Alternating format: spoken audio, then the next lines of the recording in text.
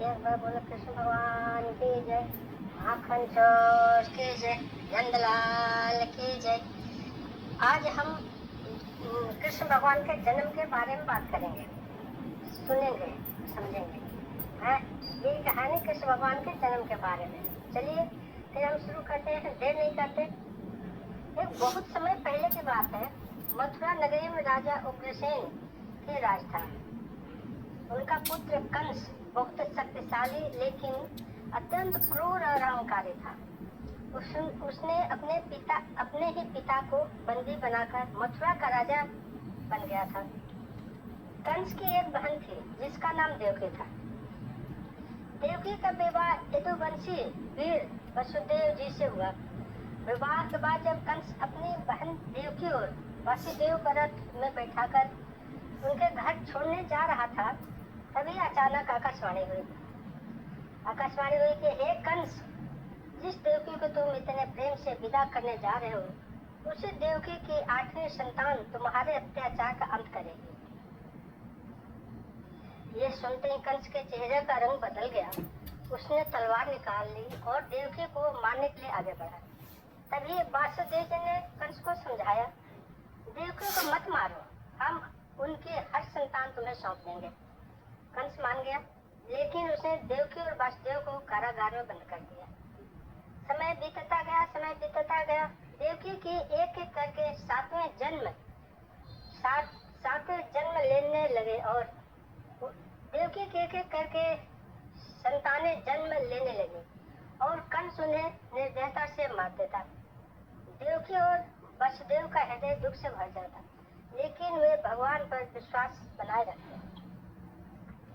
फिर वो शुभ समय आया जब देवकी के 8वें संतान का जन्म होने वाला था। भाद्रपद मास के कृष्ण पक्ष की अष्टमी की आधी रात थी। चारों ओर घना अंधकार था। मथुरा के लोग गहरी नींद में सो रहे थे। आकाश में बादल छाए हुए थे और हल्की वर्षा हो रही थी। उसी समय कारागार में अचानक दिव्य प्रकाश फैला। देवकी और वसुदेव ने देखा कि उनके सामने भगवान श्री हरि विष्णु का दिव्य रूप प्रकट हो गया है। उनके हाथों में शंख, चक्र, गदा और पद्म थे। भगवान ने कहा, देवकी, वसुदेव, मैं तुम्हें पुत्र के रूप में जन्म ले चुका हूँ। अब मुझे गोकुल ले जाओ। वहाँ नंद बाबा के घर यशोदा जी के यहाँ एक कन्या ने जन्म लिया है। तुम मुझे वहाँ छोड़कर उस कन्या को ले आना। भगवान का दिव्य रूप देखते ही देवकी और वसुदेव ने हाथ जोड़कर प्रणाम किया। फिर भगवान ने अपना दिव्य रूप त्याग कर एक सुंदर नन्हे बालक का रूप धारण कर लिया। वासुदेव जी ने बालक कृष्ण को एक टोकरी में रखा और उन्हें लेकर कारागार से बाहर निकलने लगे।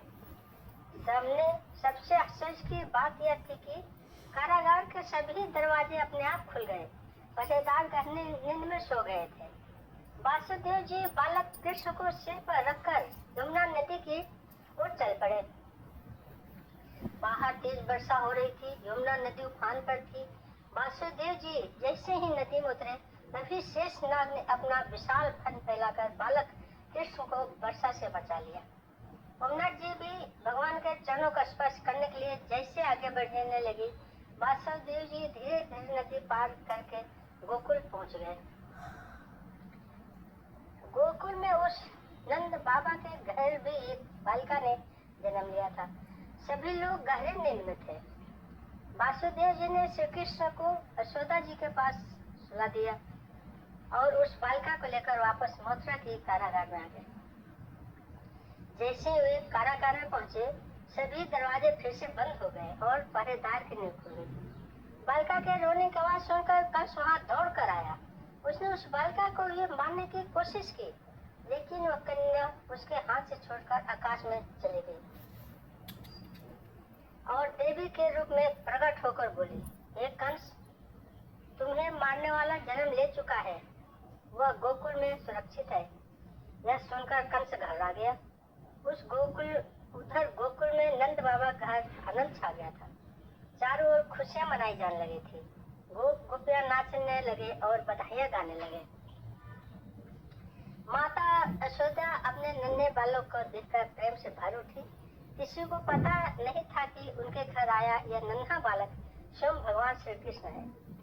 उस दिन से गोकुल की धरती पर प्रेम, आनंद और भक्ति की एक नई कहानी शुरू हुई थी। और इसी प्रकार श्री कृष्ण ने धरती पर अवतार लेकर अधर्म का नाश और धर्म की स्थापना की करने का संकल्प लिया। बोलिए नंद के घर आनंद भयो, जय कन्हैया लाल की, हाथी घोड़ा पाल की, बोलो कृष्ण भगवान की जय, माखन चोर की जय, नंद लाला की जय। ये जी हमारी कहानी कृष्ण भगवान की, जिसे हम बड़े प्यार से सुनते हैं और मनाते हैं।